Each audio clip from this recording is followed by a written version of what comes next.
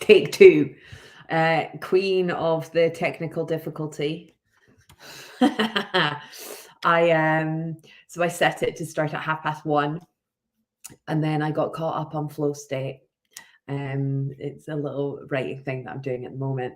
And then I realized that I tried to edit to put a picture up on the LinkedIn one, and it was like, yeah, you can't do that. So you're gonna have to start. So I changed the time. We're gonna get this down. I'm gonna get this live thing down.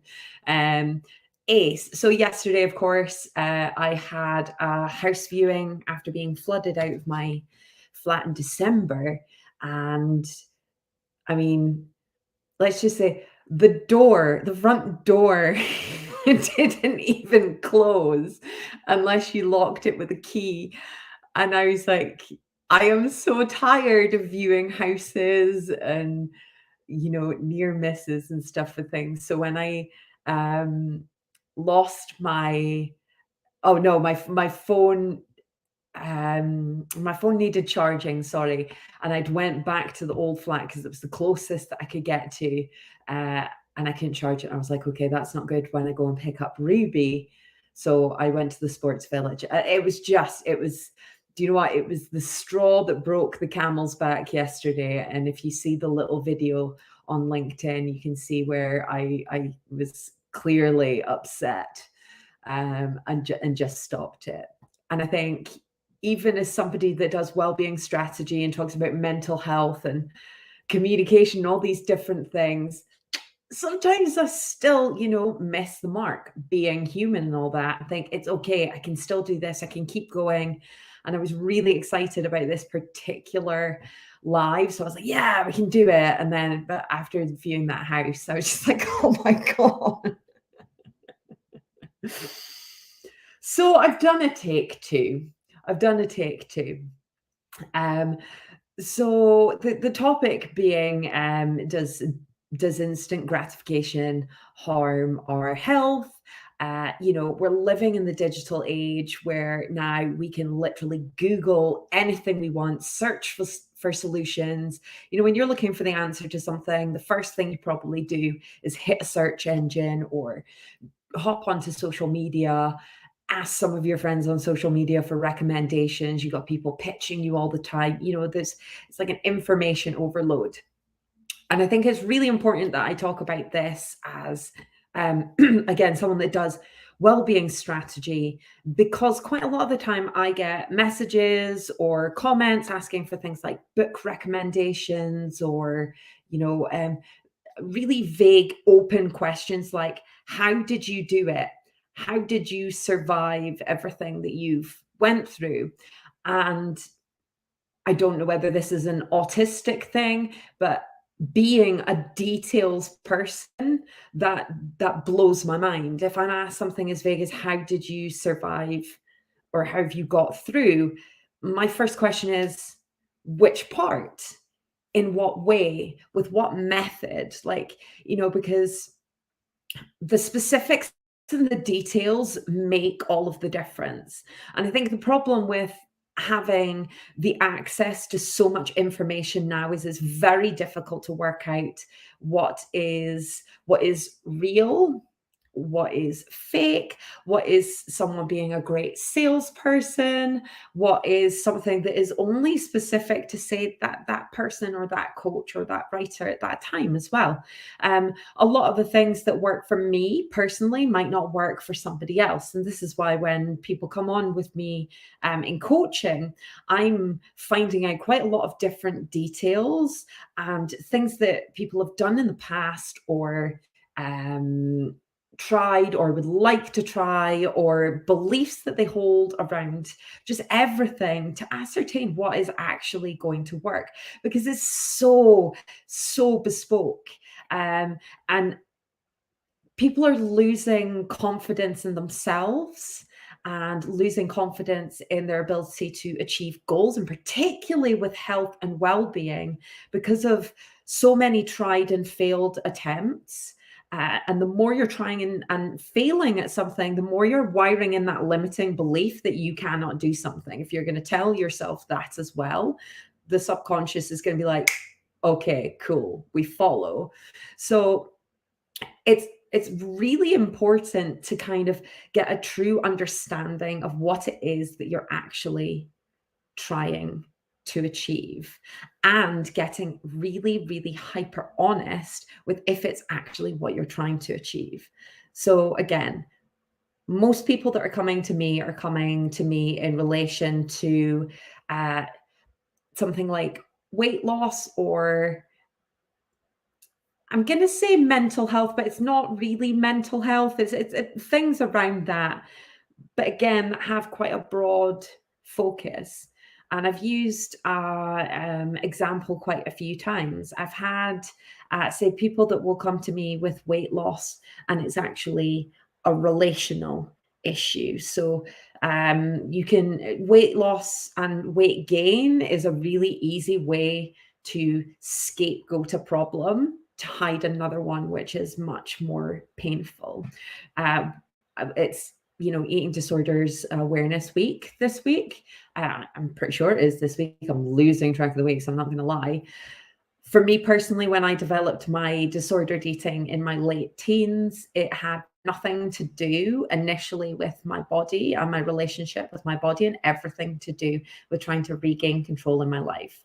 I had lost my dad to alcohol addiction in my teens, and my mom had began heavily drinking. And of course, many of you'll know I lost her 6 years ago to alcohol addiction as well. So when I was 19, I ended up developing disordered eating as a way of trying to convince my mom to save herself. Had been often overlooked, and being the older child, and it's okay, she's fine, look, she's running around, she's having a great time. This is something that's quite common in late recognized autistic and ADHD as well. Your ability to mask and hide all kinds of things. But I'd ended up growing up realizing that the only way I was going to get any sort of attention or concern from the people that I loved was if I was in some kind of danger or in some kind of crisis.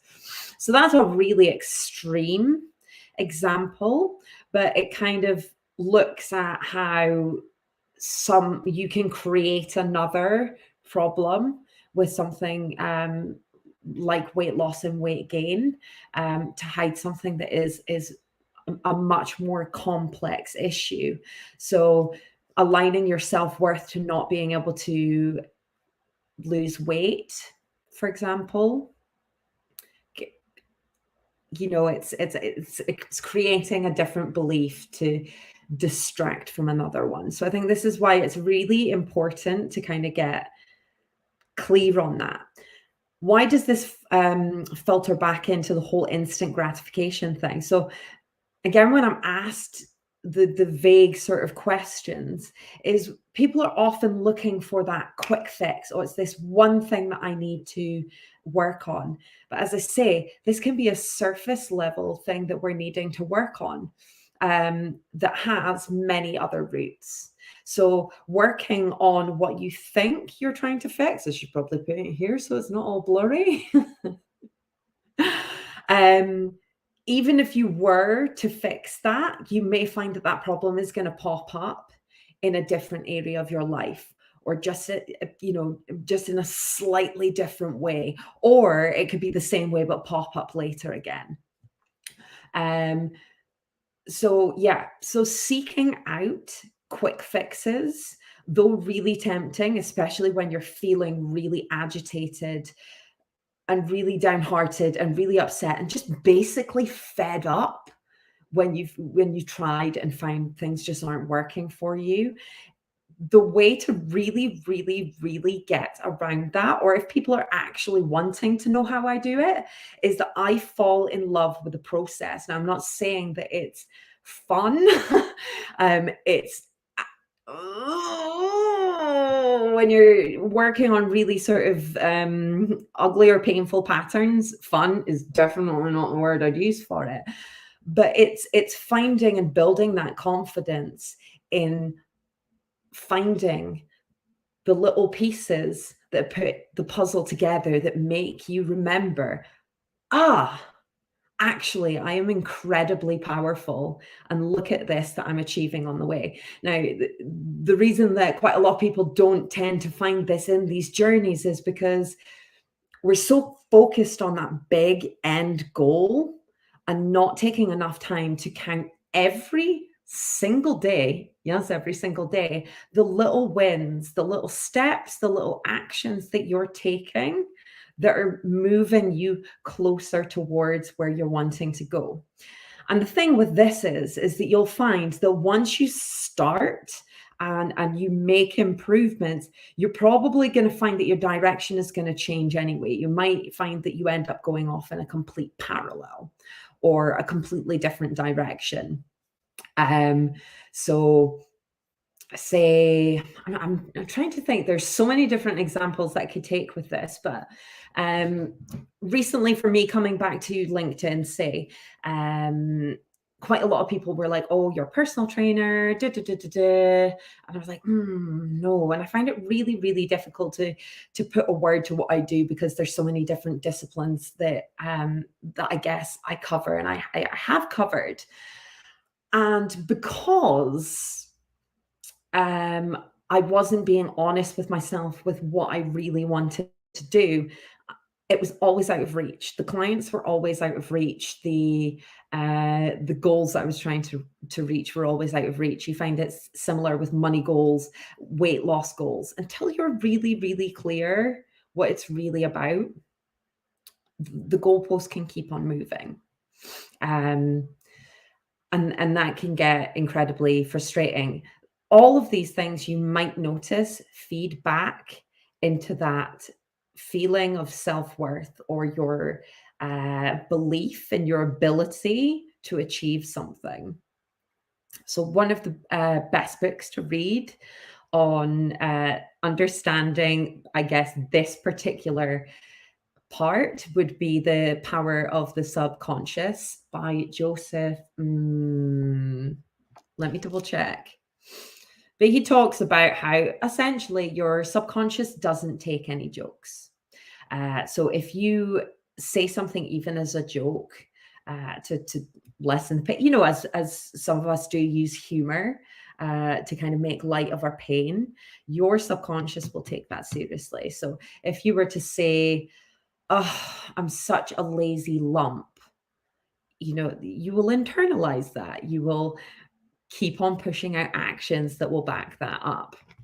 So it's really, really important to understand that quick fixes and instant gratification is not going to get you any closer. Get really clear. Get really clear on what you want. Get really clear on the type of person that you want to help you get there. So when you're looking at a coach, get hyper aware of who you are drawn to and why you are drawn to them. So I know that I've spoken to quite a lot of people that have went down the coaching route. A lot of the people that come to me for coaching have had coaching and been a bit reluctant to coach again because they've had a poor experience or they just weren't invested in it for whatever way. So with the subconscious in mind, understand that there's going to be some times that you are drawn to people's sales copy and who someone is because there's somebody that you want to connect with rather than knowing it's going to work for you. I don't really know how to put that. I'm trying to put it in the best possible way because I don't want to generalize. But for myself, sometimes I have ended up going towards coaching or services that I've read the copy and I've wanted it to work. I've maybe done the initial calls and my intuition has said this is not a good fit, but I've wanted it to work so badly that I've went with it anyway. I know I'm not the only person that has done this. Sometimes it's really tempting to go with the most popular people or the people that are selling a dream, and then you get into the initial call and it doesn't feel right and you ignore the intuition. So get really good at understanding yourself and understanding your intuition as well, and weighing up different things. Just to figure out what it is that you're actually looking for. Another thing to consider in terms of coaching or programs or services, myself, using me as an example, I am someone who loves, loves, loves to study, do a lot of work, really get in there. I'm not scared of the hard work. I'm not scared of it being gritty or um I if something is too helicopter, if there's too much that I've got to do um on a time scale, or if I'm feeling like I'm having to be back and forth to someone quite a lot and feel that pressure, I find that really, really intense, and it's not a good experience for me. I work best with people that love to give you all the tools, but give you quite a big amount of free reign. Um, Whereas some people might need something that is very, very structured, need a lot of encouragement, um, a lot of specific time frames, things like that. These are other things that you need to kind of really consider when you're looking at how you're going to approach achieving a goal, or how you're going to work with somebody as well. Because if there's not that, I don't know, synergy, then it's going to be a mismatched experience, and then it can be quite uncomfortable. And I think that's something that sometimes we can think that something isn't great, when actually it's not that it's not good. It's just that the personalities are kind of don't really work. Trying to think of the way to put it in a really nice way, I guess. The point I'm trying to make ultimately overall is our addiction to things coming easily, or nicely packaged things, or if I go and buy this, this is going to fix my problem, is harming us. Because ultimately, whether it's achieving a business goal or a health goal, there's always going to be more goals. There's always going to be more problems that pop up. So we need to be able to be more flexible and get more comfortable with uncertainty. And we've definitely had the practice in the last 2 years of getting used to uncertainty. It's not fun. As human beings, we tend to want to seek out certainty, but the freedom is going to come from being uncertain, allowing things to unfold differently than you might expect, allowing uncomfortable desires that you have, that you're maybe not ready to admit that you have, to come to the surface. If things aren't working out the way that you want them to, could you go in a different direction? Do you want something different? And are you willing to go about it in a different way? So they're just a few of the different things that you consider when you're wanting to achieve something. I think that's enough. It is live. I am not somebody that can actually focus. If I look at the comments while I'm speaking, which is what I'm kind of flicking between, I can lose my trail of thought. This is why I'm going to have to get someone to come on lives with me. Let's see.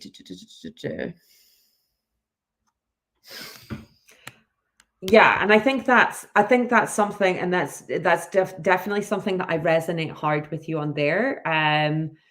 That is definitely a quality that I've had as well. If I didn't just look for the solution and kind of keep on going and tap into my resilience. Um, I, yeah, life might have panned out very differently. Um, but by the same token, another question that has come up for me quite a lot, has been asking me if anybody helps me or anything like that. Because I'm so self-sufficient with quite a lot of things, I study a lot, I create a lot. There is this. Obviously, I'm a single parent from pregnancy as well. I lost both my parents to addiction, and I faced emotional abandonment and postpartum depression.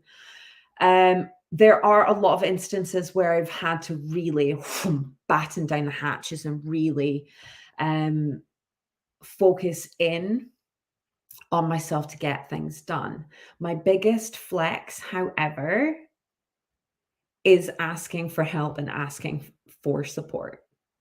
So, though I do a lot of study by myself, the reason why I have developed such a knowledge, a broad spectrum knowledge, is because it's not just me. I'm going out, I am seeking out knowledge from other coaches, writers, experts.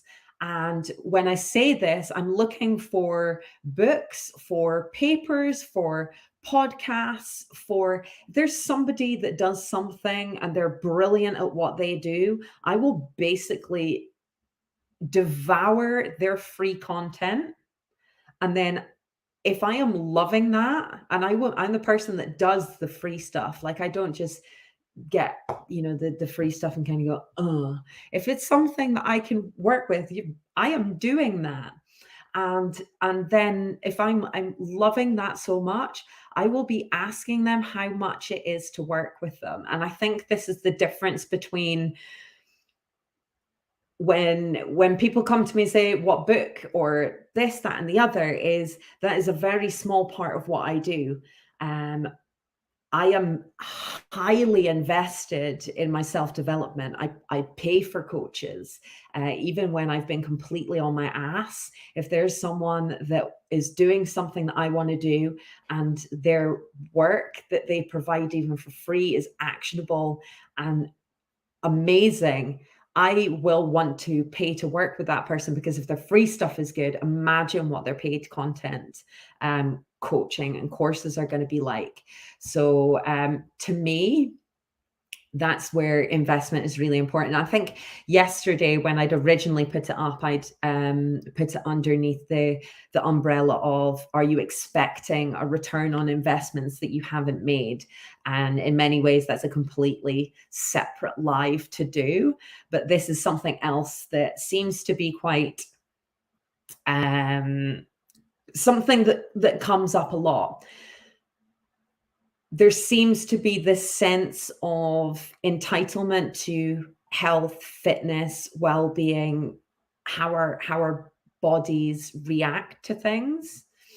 And this can be problematic for two different ways. Again, it feeds back into that idea of being incapable or somehow unworthy or broken when your body is upset. And it's not true. But this is something, a message that we get in the media quite a lot, and all over the place. How many people can honestly sit and actually feel their full spectrum of emotions? We see toxic positivity on our feeds almost every single day. How many people can honestly say that they feel the emotion or the feeling of sadness, grief, anger, depression, anxiety, and don't automatically try and push it away or try and change it into a more positive feeling? Because that's a skill, and it's one that we need for full emotional and physical and mental health, is the ability to hold space for all of our emotions, the ones that we perceive to be positive and the ones that we perceive to be negative. Because at the end of the day, our bodies are designed in such a way that they are helping us to survive. So when you are experiencing perceived negative emotions, these are signposts. These are saying there's something that I am not happy with or not comfortable with. And I, like, in some cases, I'm trying to push it away. I'm trying to push it away. I know for myself that grief is one of the most uncomfortable, heavy ass emotions that is really difficult to sit with because it feels so overwhelming. For me, it sits right at the bottom of the rib cage. Almost where the just slightly above where the stomach is. I guess it kind of must be where actually the stomach is. I sometimes kind of don't really remember where everything is, but I understand what each of these feelings feel like. I know what they physically feel like in the body, and I understand things that can trigger them as well. But the ability to recognize how it physically feels in the body disarms that fear. So when you notice the feeling in your body, you can remind yourself, or you can take the time to stop and pause and be like, right, okay, so this feels like grief, for example. Um, I am safe, and I am safe. Um, when I haven't done the post. The post is going up tomorrow about my course that I wrote for insomnia. I experienced insomnia that left me sleeping 2 hours a night for about 7 months. Most nights, not every single night. Some nights I would knock out from sheer exhaustion. But that was one of the key elements that always stuck with me, is inviting the feeling in to stay and saying you're welcome to stay here as long as you like, and it'll leave of its own volition. But when you start to try and force a feeling of discomfort away, all you're doing is you're triggering your fight or flight, and you're heightening that sensory experience, and with it the emotion. And this is where that sort of panic cycle can kind of set in. Insomnia is a pain in the bum. But the same as the other things that I'm talking about here, insomnia as a signal. So I experience insomnia when I'm having a conflict between my conscious and my subconscious. So particularly when times that it will pop up for me are when I'm trying to take positive moves forwards, and fear starts to rise in relation to my upper limit being reached. So the upper limit problem. So my body, my brain will basically be like, panic, panic, create something that keeps us stuck in the uncomfortable comfort zone. So this has brought me an incredible amount of peace when it comes to any time that I have insomnia arise again, because I realize the purpose. I realize why it's there. It's telling me something. And all I then do is kind of go through all the different points that I use to remedy insomnia. And again, it just leaves of its own volition. So like any of these other sort of problems, insomnia is something that you want to fix it and then that be it. But it's something that naturally can come and go. Insomnia is more when you're experiencing it for a long period of time, and the long period of time that it kind of manifests is from knocking in those beliefs. Your body remembers insomnia. So if you've experienced a period of insomnia and then you manage to cure it in whatever way, shape, or form. If you have an episode of it later on, it can develop into long-term insomnia again because of that initial panic when it sets in that says, "Oh God, it's starting again." Panic, panic, panic, and then all the limiting beliefs kind of fall into place. So, yeah, that's kind of why, again, it's that really important that we get rid of this idea of instant gratification or just one size fits all. We grow and we change all the time. What works for you uh, now might not work in 10 years, and your direction may change. So, this was my long winded way, I guess, of saying be open to doing research, prioritize getting to know who you are, what you need, the ways that you best learn, the support that you genuinely need and want, not what someone tells you that you need, not what you think you should need, what you genuinely actually need. Do you need a lot of support and structure? Or do you need someone that's a little bit more free flowing? Do you have a tendency to go off of the radar when things get hard and need somebody that is going to, you know, check back in? Or do you need someone that helps you to cultivate that belief in yourself that you have the power to do whatever you want and need to do? Ultimately, everything that we need is within us. Sometimes we just need someone with an extensive toolbox that can help us get where we need to be.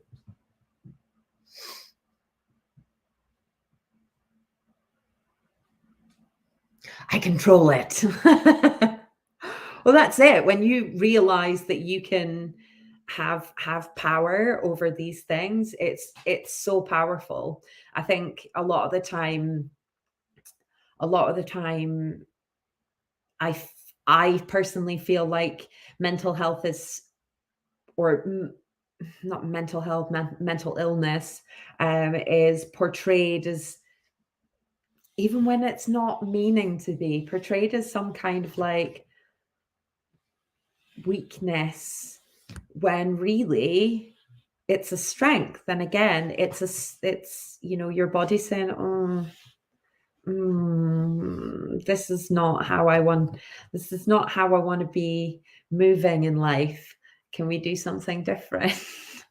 That's a wild oversimplification, but for me, my mental health only tends to dip when I'm out of alignment and I'm trying to fit into a box or a format that just isn't for me. And again, I think this is something that, from being on TikTok and spending a lot of time engaging with people in the neurodivergent community, is really, you know, something that we have a kinship on, is that feeling of trying to fit in something that is just not supposed to be for us.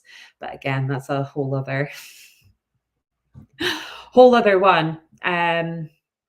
But yeah, I think I've said, next time I think I might make notes, because I tend to go on a bit of a parallel sometimes, but sometimes I think that's a good thing. And it's been good to see how to do comments. So I'll probably put that on the little box and say that initially I'll come come in and talk, and then I'll look at questions and comments and stuff like that. So I am actually doing it. It's like asking someone, "How did you become an adult?"